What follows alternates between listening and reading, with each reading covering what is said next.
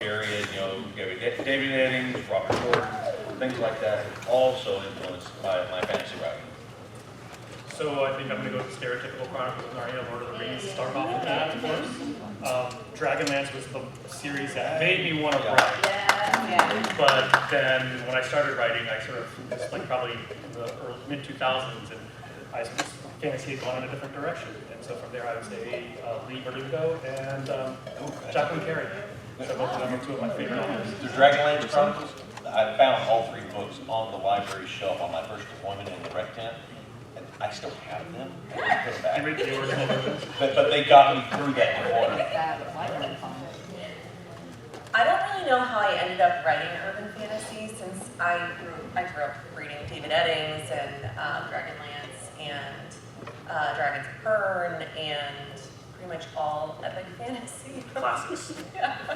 But I have the original covers of the Vampire Diaries that I purchased in the 90s. So I guess that's kind of how it happened, and I love vampires, so that's always going to be in my stories.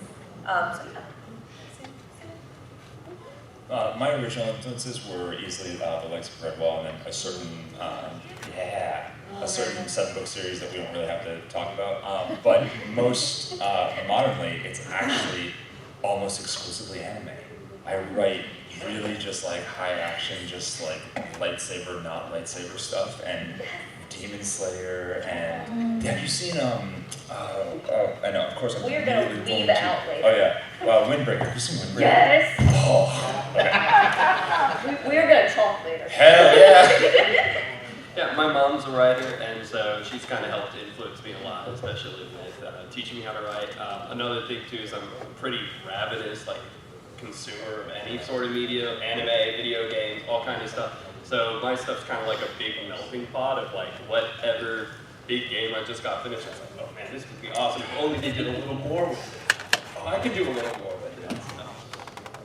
All right, now, this next one just kind of popcorn off of each other. We know what the basis of fantasy is, whether it's epic, adventure fantasy, you get into high fantasy and all the aspects of it. What have you been surprised about with all the subgenres that are popping up? I mean, we've got so many little ones. The romantasy, you've got the lit RPG stuff happening that's pulling in fantasy and RPG games. What has been the surprising one to you? And just anybody, just jump in where you got it. Game lit. I think like lit RPGs. It surprised me because as a game designer doing a lot of the stat blocks and things, I never ever imagined people would enjoy reading those for fun. It just never crossed my mind. So that has for me been a huge surprise to see how much that genre has just exploded in growth. And I'm bouncing right off that we don't have to get into like the future of publishing right now. That's something I want to explore at some point. But Matt Dinniman breaking into trad the way that he has, and I have currently we're shopping around a print only deal for me, the kind of breaking of, not breaking because trad has actually been really receptive to some of this stuff of lit RPG and game lit and romantasy going in there has been a real shock and really palatable. Yeah, and our TV series with the they just I have been It's shocked. crazy how it's blown up. Yeah, because stat blocks are not the most riveting thing to write, so I was surprised. Well, now, I will say for Dungeon Crawler Carl, I have not read the books. I've been listening to Jeff Neri, and the way that he's doing it, it's just like listening to my kids give me the stats of these characters in the game that they're playing. It's like, that all makes sense. Okay, cool. Here we go. Yes. But the way he tells it is so compelling too. Yes. Go ahead. I was going to say, I think the interesting thing is that the indie space that is the self-published space has allowed for a lot of these subgenres to proliferate. It's something that trad wouldn't touch, at least until they start seeing there's an audience for it. And what is the next, or I guess we aren't talking about the future yet, but maybe we don't know what the future is because that has yet to start finding its audience. Well, one of the things that has really surprised me is the resurgence of that fantasy sci-fi from back in the day, where you had barbarians with laser guns riding on the back of a pterodactyl, heavy metal style type of story. That's science fantasy. Yeah, and you're seeing that pop back up now. Was it Fire and Ice? That was a great one. But you're seeing more of that popping back in. And I never thought that there would be a resurgence of that. I thought that died back in the 70s when they stopped writing. But what surprises me most actually is probably the cultivation genre, because that's the sort of stuff that I would have read like when I was living in Asia, and then it's really popular. I don't know about that. Yeah, I love the cultivation genre. That's a huge thing. Yeah. Really? It's like Yeah. It's the C dramas that have finally come over here and they've been translated and they're on like net. But even before C dramas, I mean, Yeah. you had like these little installments. They would be like web serials. Yeah. Okay, Yeah. I got Sort of you. on a road type of Yeah. thing. Okay, There's some- that makes sense. And there's some things that I don't see how you. I mean, I've read translations of some of the classical Chinese novels, and it's just like. but they've done a really good job with the cultivation. Yeah, some of those have hit like New York Times bestselling lists and things like they.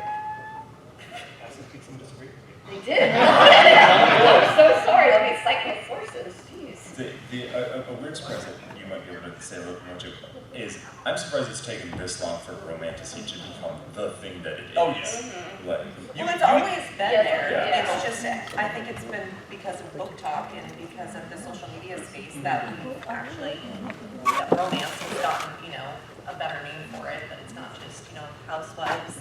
Yeah, but being what it is, you would think that this would have been something back in the 80s that would have just been, hell yeah, let's put a cover on it and go. It fits well. I think a lot of them were. They just weren't. They were categorized as romance and therefore ignored by the fantasy community. Right. So they've always existed. It's just only now that the fantasy genre is sort of like, yes, those are ours. Please buy books from them. And most fantasies have a touch of romance in them, just not near as much as the romance. Yeah. I think genres are more comfortable with being different categories mixing than they used to be. Oh, yeah. Where it used to be like hard romance or hard sci-fi reader. There's people that are diehard and do not want to have any mixing. They want them to be pure fantasy or pure sci-fi. It's like, why? Yeah, I mean, it's like what you said earlier with the sci-fantasy stories, right? Those would either be hard categorized as like sci-fi or fantasy. Now it's like, yeah, it's sci-fantasy. Yeah. And it makes sense. There's a dinosaur in the future. You know, in some of the submissions that we've had in like the Cryptic War and things like that, we've had Free Ravens. There have been some that they've been just straight fantasy horror, and it's like a dungeon crawl with these epic characters, but it's some Lovecraftian stuff going on, and it really gets into your head. there's an indie book called The Aching God that it just did a special edition on Kickstarter. It did great. It was the book that convinced me to start my company because it's not true fantasy horror, but it is an old protagonist in his like 50s or so, and it's very dark and very grim, and I hate that shit. And it is. So what'd you say? He's dealing with some serious Dude, PTSD. seriously, yeah, really. It's just a brilliant book. And it's Aching so God, Mike Shell. Read it. good. Now, okay, you just brought up one term that I absolutely despise. Grimdark. Does everybody understand what grimdark is? Okay, grimdark fiction, period, is everything is grim, everything is dark, and there is no hope at the end of the tunnel. That feels like the US.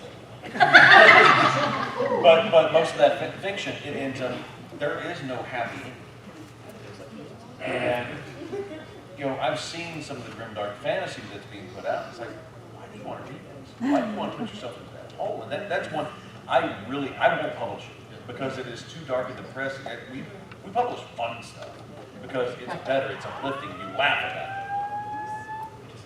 Yeah. Like your sources. that. Marissa's over there, I'm gonna go whoop her. I couldn't agree more, and that's actually why I'm going to double down on the surprise of this book to me, because it is not totally grim dark, it is pretty grim and dark, and yet I loved it. And that was what surprised me about this. What? Oh, I'm so sorry. Someone shut up. That's it, number 5. There's a swear jar over there, I'll put. Yeah, there's a story The surprise of the Jennifer that people discovering new things and exploring different things is something that I have found like the melange of audiences. It's just neat. Well, speaking to the dark, a lot, I can't necessarily speak to grimdark readers, but a lot of readers who read dark romance, which you would think, why would you read that? Like, it's really dark and depressing, but it can also help with trauma and survivors of certain things that they've gone through to actually read it and process it and work their way through it. Yeah, it's a very cathartic and healing experience sometimes if you go into it with the understanding of what you are reading. Correct. But yeah, no, it is not for everyone, absolutely not, yeah. Okay.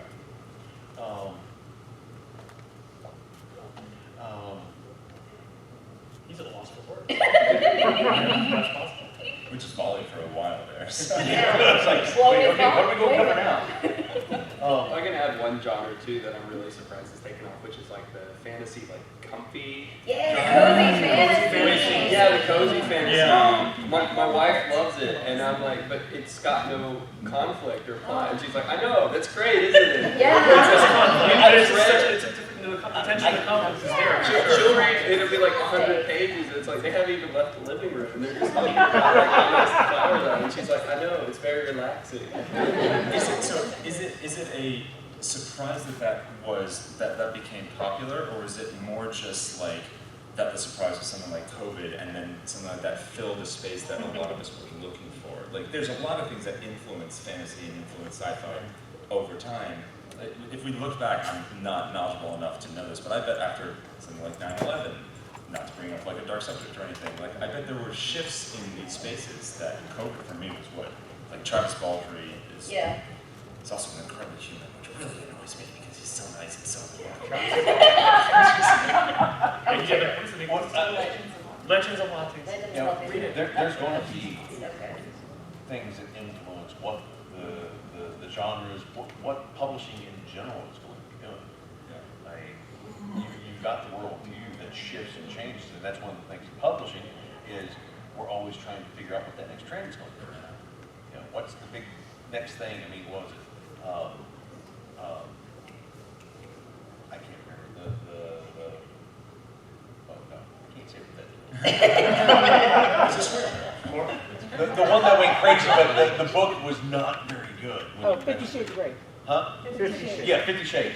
And you know, you never know when the market is going to shift because something just jumped into it. And something like that, it shifted the entire market over. And everybody's looking for something like that at that point. Oh, we actually have questions. I think the huge difference to that is the internet, because like, I didn't read 50 Shades of Grey. I will admit, that's not my kind of smut. I'm sorry. You can read it, and if you're like, oh, and I have a lot of friends who are like, we're like on work groups, and they're like, oh, they like this book. If you like this one, you will like these 5. And I go and look up all these authors, and I go, well, this, no, oh, that one looks possible. You know, and no, and nobody knows what you're reading on your Kindle, your ebook, or your phone, or whatever. Yeah. And I think people were, I had to work during the pandemic. But for the rest of the people got to sit at home, they had a lot of time to read. And life was very stressful. So they wanted happy stuff to read. So I think that between those two things, and nobody was seeing what you're reading, and you could read your, you know, your little Legends and Lattes. I've heard that one recommended so many times to me. I haven't read it yet. But I think it just made those little, especially a lot of them were indie published, so their numbers blew up, and Trad Publishing sat up and said, oh, there's genuine money to be made here. I know that over the pandemic, you know, I was sitting there doing the dishes.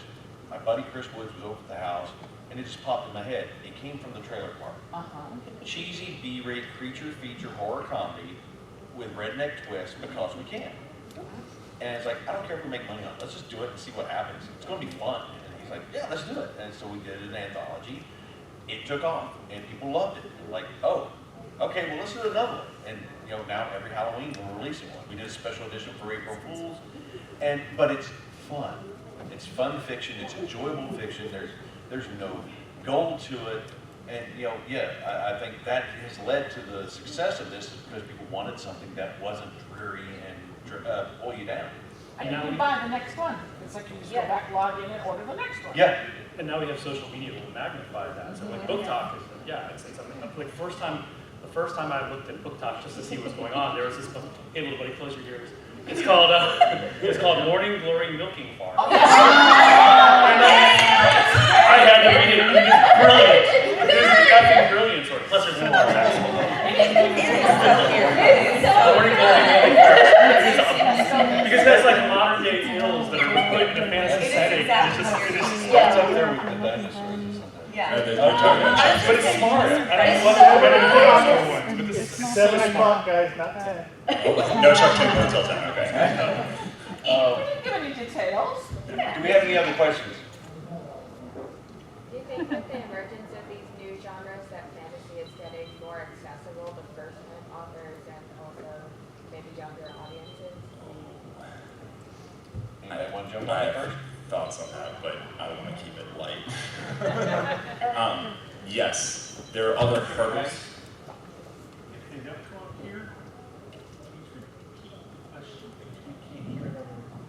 Okay, And you're the talks recording. are recording, gotcha. Oh crap. Cisco knows what you've been Tell me if I get the Uh-oh. question right. The question was with this kind of like, I don't want to use the word swamping, that sounds really negative, but Proliferation. the proliferation of these various subgenres is becoming more accessible to first-time authors. And finding things that you enjoy, that you think may have traction and a space to work in, I think is a space. There's so many more, even if you do go trad with small and mid-size, like there's so many more publishers that have specialized aspects, or they're interested in different stuff. Yes, there are other hurdles that come with a lot of authors entering the space, which is a different conversation, but to answer your question, I think so. I think it Yeah. does. Yeah. I was gonna say also with the rise of book talk, with social media in general, getting those really like smaller genres out into the world is a lot easier just because you're finally able, that's kind of the same thing with romance, is like you're finally able to connect with people you may not have connected with in your little circle of book. You're so jingly! That was like the best part of this panel. Yeah. What about walk by one more time? Okay, where's the guy in the dino suit to come in? I can't wait for Trying that. so hard too. There was no, they could not have done that. That's incredible. Okay, anybody that does have a question, please come up here and we'll get your questions as we're going. While maybe people are lining up, I wanted to follow up on like the joy that people had when you mentioned the book there, and we were talking about things that we found good. Joy is something, me personally, especially after COVID and mental health and stuff, like finding, I read Legends of Lattes as a work project because we were lucky enough to work with Travis, and it was incredible. And I wanted more and more and more of that. Is there any like genre or subgenre that you guys hope you see more of, like, and you see proliferate or stick around for a while? I want more cozy game lit, because I love. Is that actually a thing yet? Yeah, I haven't heard anybody write. there are a few whose names I've blanked on completely because it's Sunday evening and my brain is cabbage soup. But they exist, they're out there, they are. Have you read Haylocks? Huh? Have you read Haylocks? Yeah. I can't remember the name of it. I haven't read it yet, but it is cozy progression fishing. Yeah. Progression fantasy fishing. Yeah, and I know like the Wandering Inn sort of starts out cozy-esque. It doesn't stay that way. Because then people start dying, and I was like, I was unaware that this was a novel with stakes. Wait a minute, I was emotionally attached to that character. Hey, with the way the fantasy's always traditionally been, it's always been more serious. Mm-hmm. And at the best for comedy, and I love lacing comedy, I love, people shoving Coke out their nose because they just read that line and couldn't hold it in. At the most, you got Pierce Anthony and Bazanth and all the puns and all that, and that was really the far, far end of it without getting into direct comedy. But what Max did, bringing in that amount of comedy into a fantasy, even though it's game and it's dungeon, it's still a fantasy. Yeah. And bringing that much comedy and snark and, it's trash humor. It is. I'm military. I like dark humor. I like trash humor. I like gallows humor. But that's where I was for years. So that's one thing that I'm loving, the fact that it's out there. There is a lot of good comedy. Like you read Kings of the Wild. It's really brilliant. Orconomics. They're really just really fun books that are very fun. I don't know where I was going with that. Well, this would be like fun books. Yeah. I mean, basically, fantasy is a big job. Oh, yeah. Anything can fit into it. That's one of the reasons why it's so prevalent. don't know, I'm a writer, not an orator. Words are hard. It's Sunday at Dragon Con, it's okay. Yes, Prevalent, prevalent. It's apparently, or I say affluent, it's apparently apparel. Is it affluent or affluent? Yes. Tomato and tater. I'd like to make a petition, we have just one person here on every panel to correct those kinds of We need an editor. Now they have all these writers on the A verbal editor. No, we do not need an editor. I was just on a panel with 4 editors, and I didn't realize I was the only non-editor, and I was terrified for my life. I'm sorry, you had into Yeah, a hostage boy, that's situation. terrifying. I'm still at 200 BPM, and that's down. You wanted to bring up fantasy and publishing. Yeah, so, and Travis is a really good example of this, because Travis was kind enough to trust my company to do a special edition. He was the first individual who was like, I was lucky enough to know him personally, and he was like, yeah, we can talk to the publisher, we can make this work. And I don't want to say that like since we did this, because like Sanderson was on Kickstarter and all these things, but in the time that we have kind of done this and other people have come on, it has been really, really cool to see the various directions and the various kind of like splinter offshoots of merchandising and product and different mediums that Will White's animated reel, did anybody see the Cradle animation reel? Like doing incredible stuff that isn't usually traditional. And that was something that I was really hoping to touch on with this panel, was just like the surprises that we've seen not only in the actual genre and the actual writing, but like what you guys have seen or are looking forward to seeing more of when it comes to the actual production and use of the IPs that are out there, and you know, kind of like what you guys thought of that, because there's been a lot of cool stuff. Was that a question? We're on a roll. What are you guys excited to see in the future of publishing and production when it comes to your stuff, other people's stuff? Matt just announced a TV show. He's one of the first indies to do that. The one thing that I'm excited to see is the fact that more indies are getting traction. You know, Trad Pub is not always the way to go, and honestly, Trad Pub, for the most part, is going to die in its current form. It's going to end up becoming a hybrid, or it's going to go away, because the indies are taking off. They're doing things that Trad never thought about, and they're using the power of community to make these things happen. Kickstarters alone. If we get X amount, we're going to do this for this project. And the fans are making it happen. You know, I know Kevin J. Anderson, James Arden, Owen, Dean Wesley Smith. They're using Kickstarters to get that advance that they would have got from a Trad Pub. They're getting more on a Kickstarter than they would have on a Trad Pub contract. They have full control over it. They take care of their fans. They're doing all these extra bonuses that the publisher would never have done. And they're pressing on. And it's beautiful. I mean, you're seeing so many of the big boys. Sanderson, you know, what did he do? He freaking tipped the ship, man. I wonder if it's because of Sanderson that we're seeing success with all the other people as well. He's Well, definitely I hard. I think part of it is he had the balls to rock the boat, and now everybody's like, all right, let's do this. You know, hold my beer. We had a project live on Kickstarter when Sanderson dropped his 45 million. Fun too. So we were doing well. Like it was for Mother of Learning, which is a quite popular series in the British fantasy space. And then Sanderson showed up and it went. So there was a. I hadn't put mine on yet. It was like, ah. I'm so sorry. But it's okay, because, I mean, what he did, though, it changed the landscape. The battlefield is no longer, we do what we want and all you peasants go away. It's, the peasants have revolted and we're going to take over. I will add to that also, with Sanderson stepping up and voicing his disapproval of audiobook pricing and royalties for indie authors.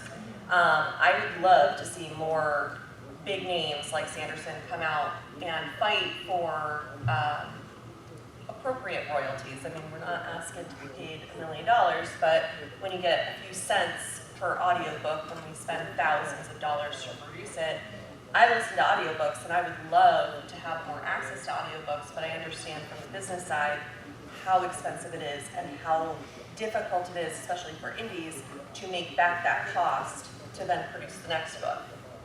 So. ultimately what that gets into is AI, because now they have the AI narrators and they're trying to work. Can we count that as an after 10 p.m. subject? Well, now I have talked to several other authors and some big name authors who are looking at those options of, you know, they have their ebook, they have their print book, they have the hard copy. Shut up, Warren. They have a AI generated audiobook that they're offering for like 99 cents. So if you are on a budget but you still want to listen to it, you have that option. But they're still paying a narrator to do a better version. That is, they're putting it out there. They're making a range, and you know they're making the bottom budget version, but they're also making the next premium. Because then it's accessible to everybody. It's like the authors who are putting their It's not just audiobooks relying on on YouTube for completely free, and they don't get monetized until they have at least 1,000 Yeah. subscribers. So Madaug did that, and she said it just started taking off, and she was getting view after view after view. yeah. Heather G. Harris, if you know that name, she's one of my friends in urban fantasy. Yeah, all her books are available, and they're huge in the urban fantasy realm right now. So, did I say they're all available on YouTube? You might have forgotten. Sorry. Anything else to add to the publishing one? I could go all day about like Yeah. the excitement. It was like for me, I do a lot of work in the tabletop RPG environment, and for me it was kind of funny when like book people were like, wow, we can use Kickstarter, and all the tabletop people were like, duh? Like we've been doing this for literal like really long time, bro. Oriana is just wonderful Yes. people, and she's great to work with. We had a problem on ours, and she looked it up and took care of the problem. But yeah, so that was just kind of a funny thing, because, and it, you know, like, I'm in the same boat, because I work in both, but I never thought about Kickstarter for books, so like, I was right there with, you know, being an idiot right there with everybody else, so. That's actually perfect because first of all, Oriana is she's the head of Yeah. publishing at Kickstarter, so we're talking about. There's an author called Seth Ring who he has a Kickstarter that either just ended or is ending. He is doing board games, and his goal is to eventually do board games for authors' IPs. And he just raised $100K for a board game, and that's like his goal is to like create this merchandising avenue. And I love that. Like that's exactly what I'm talking about. Yeah, that's But great. that's how the indie market is booming with all of this availability. That, you know, the big publishers, they can't compete with. Well, I think that's also, with Kickstarter has also brought the rise of direct sales. So a lot of authors are moving to just, we can, you know, why use a middleman like Amazon when the pay is so terrible. So I think Kickstarter has helped boost that a lot. And I think what you said about trad publishing, like the way that it is right now, is going to die if they don't change their methods, because we're all jumping ship. Like we're going to start doing it on our own just because we deserve Or, well, I want to say like a living wage. Like, a lot of authors do this on the side, you know, it's not a full-time job. yeah, right here. Yeah. You know, I got a full-time job, but I also publish and I write. Well, I mean, the entire game's changed too, which is now authors have to have a direct line to their audience. So publishers no longer, you know, just kind of push out the book to the bookstores and then just kind of go like, oh, audience people. Oh. You know, now you live and die by your fandom. I mean, book talk and stuff like that. It's like, how do you become a big But that's a really good point too, is like with Kickstarter, what I've really loved about Kickstarter is getting to know the community a lot better, like the readers actually have a way to contact the authors directly and like build a community. I've met people here who have backed my Kickstarter and I'm just like, oh, this is so amazing. Yeah. Michael Stackpole, he backed our Car Warriors Kickstarter. And it's just like, wait, I don't know, what? And I freaked out, and I started doing the rabbit hole dig, and it's like, oh yeah, it was actually him that jumped on, he backed our Kickstarter, and like, that's really weird, okay. So talking about the community and like the community that you can access through Kickstarter, this is a little bit specific, so maybe I'll be crickets again, but do any of you guys have like a Patreon, or like do you guys have any thoughts on like the Patreon like space as an indie writer? I have a Patreon. I started out with having a Patreon for Three Ravens, just thinking, okay, maybe people who want to back a publisher to help them to put out product, that they're enjoying and have just never felt right. So I killed that, and I actually made Patreon for my authorship.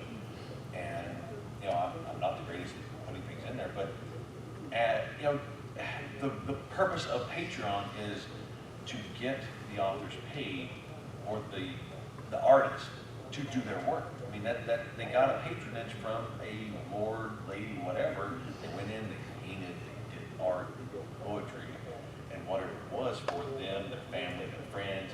They got room, board, and a stipend. You know, it makes sense. If people want this artist to succeed, if they feed him, he'll keep making art, or she'll keep making that next story, or you know, whatever it is. Yeah. And I mean, it's a great thing that now you can get the fans involved on a whole other level, just like, you know, instead of just the publisher going, okay, go buy books. No, you have a new level of connection with the readerships, and you get to, it feels more personal for the authors and more personal for the fans, you know, and you get that connection that people enjoy, and you know, it's more of the community thing that we lack so much of. Yeah, I mean, like Patreon is really good. Another one is Fiverr, if you want to write like some spare short stories or something. Like, it's never been easier to get into writing, but right now with traditional publishing no longer the kingmaker it used to be. Now you have to be a lot more, you know, like a boxer, willing to kind of swing and see and try things out. The age of like the reclusive author who lives in kind of, you know, his wood cabin and has the publisher handle everything for him. Why are you killing my dreams now? I post on Reddit every day, and I check comments every day, and all that. And I love it, but it is, we're talking about the future fantasy. There are a lot of advantages to that, to having access to the community, and the community actually having access to you. And at the same time, you know, within, okay, back to the panel of future events. Well, I mean, this all feeds into it. This also gives the fan base a voice and an opportunity to help guide the stories that they're enjoying so much of. Yeah. And, you know, with our Kickstarters and things like that, we do tokenization. You have the option to become a character within one of these stories. Or a red shirt where you die gloriously and explosions and blood and you know, all that kind of stuff. But, you know, it helps to incorporate the fandom into what you're working on. I think Matt did that. Matt Dinman did that on his Kickstarter very successful. Oh, I'm sure that he got some red shirt deals that, I don't know what he charged for, but it was sizable. I remember back in the day too, you know, when you were interacting with the community, right? You would see like magazines and stuff, you'd have to mail the publisher, and they would talk about like, you know, the fan art of the week, and they would have all these events and stuff, and now you just log directly onto the writer's TikTok, and you can see them fighting, picking a fight maybe, but you'll see them right there, and you can have a direct line in conversation with them. Like, you can see him change the book or digest ideas in real time, which is completely different than where it used to be. And it's nice. That's actually a great segue into this. What one thing do you want to see someone do but are too afraid to do yourself to affect the future of fantasy? Well, while we think about that, I'm also going to say that whoever asks the best question tonight gets a free giveaway of an entire interesting series by Katie Cross with its unique colors and sizes. Other question, who gets to vote? Other question, who gets to vote on who asks the best question? I do. Oh yeah. Wait, I get to ask the question. Wait, we gotta go back to the question. What do we say some more? Something there. No, you're good. We're good. Okay, we have to answer the question. Yeah, we gotta asked. Okay, wait, what was your turn? The question was When what? a people were too afraid to Oh, okay. Thank you, Jesse. Wow. I don't know, because my give a crap broke a long time ago, so I do a lot of things that most people won't. Okay. It's not really a question of fear for me either. It's more of like, I don't have the resources to do it. But that's really like what's holding me back, you know. It's like, if I had a blank check, I do all sorts of crazy things. Yeah. I mean, honestly, if I could write and publish all day long instead of having a day job, it's game on, baby. I'm going to give a specific answer, which took me this long to figure out, but I would like to see more anime out of books that That would be cool. Yeah, with an unlimited budget, I would absolutely make an anime of one of my books. And it would have to be unlimited because, Or even short films. yeah. Yeah. You know, you take a short story and you can easily turn it into a short film. I was like, okay, what was it Love, Death, and Robots? That was a Yes. perfect example of, you could take an anthology Yeah. and make it into a TV series where each episode is one story. And that would be beautiful to see them do. So other media. The answer is we'd like to see other Yeah, media. other media. It's not that we're afraid to, we just don't have the money to do it. So when you're talking about like being close to the fandom, I mean, I'm coming from a place where I have a lot of history with fanfic, and traditional publishing doesn't really because there's a distance, and that can be a healthy thing because fandoms are really dark, and so if we're going to go down and when it's free, people can make all kinds of comments, but when it's being paid for, there's almost like you owe us something. I don't know. I'm just wondering if you guys are seeing there's any danger to that kind of close relationship. Yeah. Yes. Yes. 100%. Yes. I take sure to that. That's one of the reasons why people still have pen names too. Yeah. Yeah, it's a big reason. I also very specifically on my Patreon, I have a list of rules that I say you can do this, you can do this, you can do this, you can't do this. On my Reddit, I have the same thing. And one of the reasons why I highly recommend building a Reddit or Discord is because you can curate your space. And even curated, which I love my little like place of heaven on the internet, even curated, I get DMs all the time that are just like, why the, yeah. But you're absolutely Yeah, just so you know, the people who write these books are people with feelings. Not saying anybody here would ever do anything rude, but I've just seen so many private DMs that readers have sent to authors that I just can't imagine the entitlement or doubt. I mean, I'm a reader too. I would never do that to Jacqueline Carey or someone that I love. But also, I was just in the Awesome Women in Digital Media content, listening, and one of the speakers was a fantasy author, and she was saying, she's poured, hundreds and hundreds of hours into writing a book. She puts it out there, and the very next day, she's got people at her doorstep basically being like, okay, when's the next book? And that could be, it's exciting that you guys, love the books and you want them to come faster, but it can also be really defeating as an author because it's like, oh my God, Please, let me poured celebrate. everything. My last novel took me 3 months to write. I had a reader buy it at LibertyCon that morning as soon as the vendor hall opened. He come back to me that afternoon. Hey, this was a great book. I just finished it. Like, you just bought it this morning from me, dude. I can't write that fast. I wish, trust me. So with audio, so my books are 300,000 words long. It takes me 3 years to write them, and I had someone buy it in the morning, and like I know they bought it in the morning because they had to when it launched, and I had a message from them later that was like, wow, I love this, like clearly they had read it, and I was like, how? And they were like, I read it 4 times speed on audio. And I was like, you what? Yeah, I did too. What? How? Natural reader, when I'm listening to just print stuff so that I can listen to it and improve it, I'm at like 540 words a minute, and like, it's not fast enough. You legitimately terrify me. Okay. I am too! Okay, that is not an excuse. We answered the question. Where'd she go? Yes, she's back there. Okay, we're good? Yeah. Okay, cool. Next guy. Okay, so lit RPG is the huge new trend in fantasy writing, but in actual video games and in the fantasy TTRPG side, more narrative focus has been a huge trend. So we're seeing a very highly systematized idea in the novel that is no longer present in our games that we're emulating. Do you think that we will see a new, rules light lit RPG system, or do you think what we'll see is some sort of completely separate from the tradition of how people play games idea of presenting gamified fiction? Yeah, I think absolutely you're going to start to see rules like game lit. I think it still will qualify. I think there will, as with any fandom, there will be a, well, yours is round vibe. Because I've already heard people start describing it, and I hate these terms. I hate them with all of my being, crunchy versus creamy. Yeah. And I hate it, but that is what has landed, and I guarantee you, give Matt another 6 months and he'll have an RPG out. I bet you money he's got it somewhere, somebody's working on it. And we'll have a Dungeon Crawler Carl RPG ready to go with hard and fast or very loose rules. I don't know.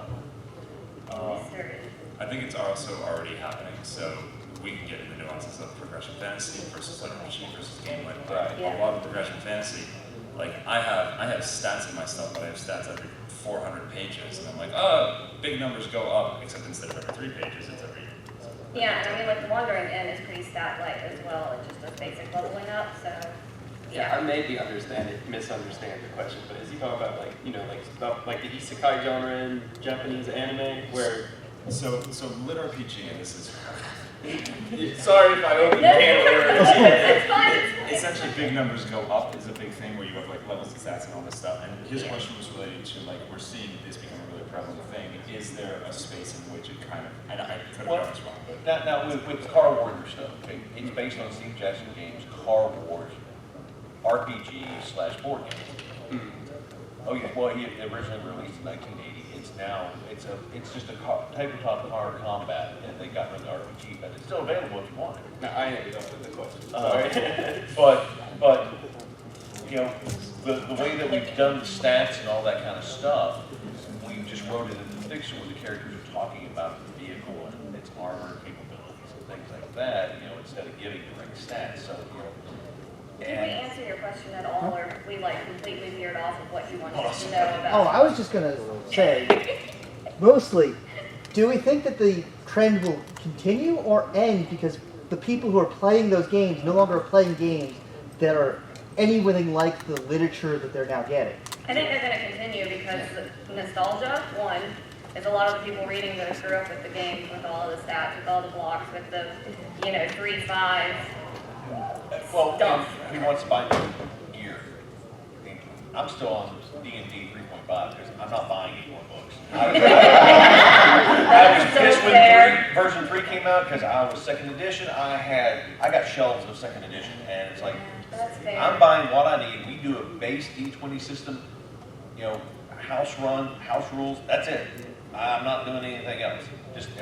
And when I'm running an RPG, it's house rules. I'm storytelling. Let's see what happens. Bouncing right off that, because so many people use 5.0, I think it will change. I don't think it will end, and it will continue in a sense, but I think it will change. Yeah. It's probably. Yeah, I think it's going to change, and the old will still exist, but I think the trend will move towards a new. So, taking a look at the future of fantasy, right? In terms of, talking about traditional publishing versus, author-led publishing with these various systems, Patreon, Fiverr, things of that nature. As much as we disparage traditional publishing, at the same time, they, I believe, have served a role as quality control, right? And as we move into the future in terms of AI-generated content, just as everything is a priority, nothing's a priority, everyone is an author. Like, how do you anticipate navigating the digital workspace so that, you can actually connect with an audience and they don't have to wade through a sea of garbage to find you? My question's related, so can I just go ahead and... Go ahead, it's combo it. But who gets the books? Who gets the books? Duel to the death. I am a content consultant and writer for major corporations, right? And they're chomping at the bit to replace anyone they can with AI, right? Now at the same time, I see with especially new and emergent authors, they're trying to use AI for like book cover designs or wherever they can, and people are just revolting against them. That if you even have something AI generated on your cover, I don't even want to touch your book, right? And so there's this real, this tension between people who want to incorporate it and sacrifice everything for it and people who want to revolt against it. So what do you see? I think it would be naive to avoid AI and the future of writing and literature. Honestly, I honestly think that, what both of you said, it's going to come down to this connectability. You have the opportunity to get to know this author. You have the opportunity to see how they work, what kind of work they're doing, and you can make the judgment call by that. You get to meet them at a convention, and that's where it's really going to be the cut and dry of who you like and who you're going to give that chance and buy that book. How do you think it might change the nature of publishing and writing? Like even just, friends who are university professors are getting papers submitted that are very AI driven, right? So what does it look like as It's not going to creating be just that, here's this new bestseller that's on the shelf, and we know that TradPub has bought those bestseller lists. It's going to be more of the personal generated connections, I think, that's going to be selling it and getting the books moving. Well, I think also most of the platforms out there like Amazon, KDP, Barnes & Noble, things like that, they already ask us when we upload manuscripts whether or not there's any AI content. Right now, I think it's just behind the scenes. They're just kind of keeping this in case they have to share it with everybody. But I could easily see it become a visible thing like on an Amazon sales page, because it's visible on Kickstarter now, is we have to answer AI related, whether we've used AI in any of the content. So I think that I could easily see the platforms having to start sharing that information with readers. Yeah, there's a recent case where someone bought a mushroom foraging guide from Amazon that was AI and it was not correct because they ate poisonous mushrooms. So I think there's going to be a whole lot of court cases and a lot of corporations fighting it out. Disney versus the AI machine kind of thing is going to start happening, and we're probably going to see some more regulations. And it's not just Amazon, even Sparks. Yeah, Questions, I think it's going to be big, voices. complicated, and confusing for quite a while, and that we are all still finding our way on how to prove we're human on the internet, so to speak. I don't know that there is a nice easy. Yeah. And I Like all bicycles. I did. Yeah, I don't know what I've done. I'm like, this is like a quarter of a wheel. Does it count? I don't know. And does the passenger on the motorcycle count as being part of the motorcycle? I fail. Yeah, I don't know. When AI first came out, I was one of the first people to make the plunge, because whenever a new toy comes out, I just wanted to see and figure out how it worked and everything. And the biggest issue with AI is that isn't so much of the AI itself, but that it's fast forwarding the problem they've always had, already had, which is the traditional publishers. The issue isn't the AI itself, but more so they're getting swamped with all these AI manuscripts, and they have to have a person sort through that out. So once again, when it comes to traditional publishing, it's also really hard to get picked up, because you're not fighting against the quality of AI, you're just fighting against the numerical superiority of having 10,000 submissions and hoping that someone discovers that yours is human and actually takes the time to read it. Yeah. That's the biggest problem with it. When it comes to quality and stuff, I'm sure everyone here has a lot to say about that. That's a whole panel. It's not up. I mean, you can't make anything with it, really. Besides maybe a 200 little tiny kids book, it's just not up to snuff for anything. You can currently ruin your reputation, because so I will say for now. So I'm not anti-AI. I am anti-AI art. I am anti-AI manuscript. I have put on record. I went viral on Twitter to essentially say, so my company will not touch you ever. If you have AI as a finished product, and you can have a different opinion, I totally understand. If you have AI as a finished product right now on your material, my company will never touch you. That may change. That might change. If things change, I'm not a Luddite. AI can do a lot of things. I used to work in the medical field. There are people who are using AI for tools to help reduce the paperwork for doctors so they can actually do their jobs. There's a lot there. I'll still put 5 in this swear jar. And even in the creative space, this might change. But as it is right now, where AI is scrubbing art and AI is ruining the opportunity for the plagiarism machine. One of my author friends had a tweet that went viral that said that she wanted AI to wash her dishes and do her That makes us human. And I am not the only one. Also, I work with big traditional publishers on a variety of things. In our contracts, they have AI aspects. Right now, you are more likely to damage your reputation. Again, might change. There's a part of me that says, I hope it changes. I hope that there's a system that artist can be like, I voluntarily put my art in here. The Adobe changes are not accurate. I'm sorry, in fact, this is a big thing for me. Well, we got like 7 minutes. Yeah. Done. Yeah, I'm that's, over. Yeah. Oh, 5 minutes, Yeah. okay. All right, next one. So this won't be related to AI, like, but what are your guys' go-to orders at Waffle House? I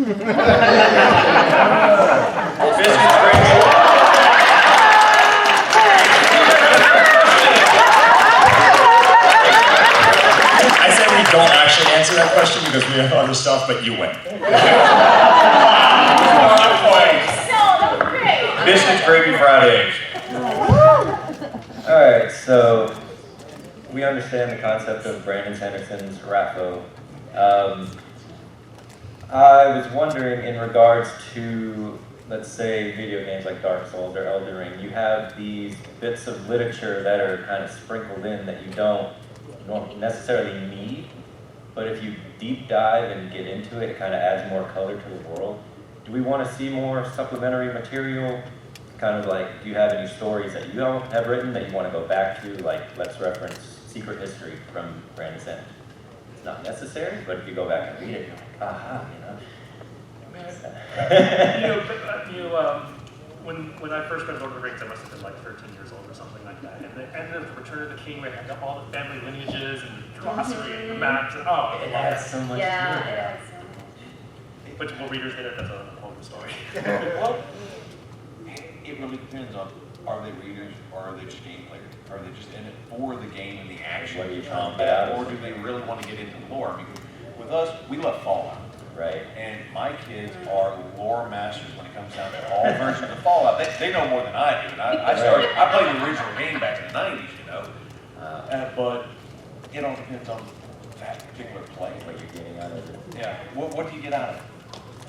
Yeah. Well, you have to cultivate the fan base first, so Right. that there's a demand for it. I teach a lot of people writing, like on the side and stuff, and one of the biggest problems I have is that they'll come to me with like manuscripts of world building. And it's like, but do you have a story in it? And it's like, well, I'll figure that out later. It's like, no, this is the wrong order. There was a Kickstarter recently, I was just talking to Oriana about this, and I cannot remember what the name of the Kickstarter was, but it's a trad published book that the author then, before the book came out, did a supplementary thing on Kickstarter, and the trad publisher was like, yeah, it's just like building a thing. So. Yeah, I was just thinking that would be like a great Kickstarter, like stretch goal or extra option people can add on. Putting down a world omnibus. Yeah, that's something that's like a special thing that you put separate that people can buy if they want to. But I think yeah, the timing matters a lot too, how Yeah. Sanderson released Secret History well into, you know, series 2 of Mistborn, where a lot of that delved into series 1. Last question. Yeah, oh, that's loud, sorry. With the way that these indie authors have had to take on all these different hats, marketing, writing, all branding, all that, and having success in that field, how do you think in these upcoming years that trad publishing, who has all the resources that you lot didn't have, will be changing in order to, you know, keep their monopoly on bookstores and such? They have to drastically because they don't do that. Like I have friends who are trad published with Big Five and they don't do crap. I mean, she does her own marketing, she books herself at conventions, she does all of that. The traditional publishers maybe help get her into like some of the bigger, like Barnes and Noble type stores, but there are fewer of those now. So they have to change drastically because right now, I don't know that they offer enough assistance to make it worth it for a whole lot of authors. You have to be a runaway success. Yeah. For that to really. That's a BarCon question. If you want to get a good answer, and from a lot of people, Buy a drink, come to the Westin, buy somebody a drink, and you're going to get a lot of answers. Okay, so we are down to the last 2 minutes. Let's go down through here. Where can we find your stuff? Reintroduce yourself, make sure they know who you are, and where can they get you? Yes, my stuff is online. Right now, my book, Secret War, will be out in March. It's under my name.